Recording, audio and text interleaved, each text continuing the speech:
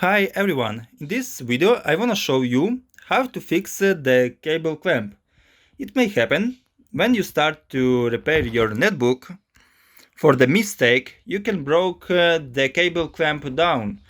To be precise, this thing, okay, just a second, this one, you can see, that fix our cables.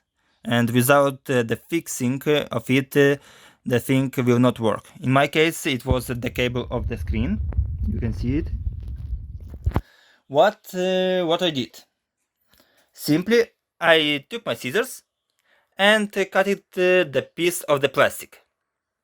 It is very thin, and inside with the cable, I put the cutted piece in order to fix our cable.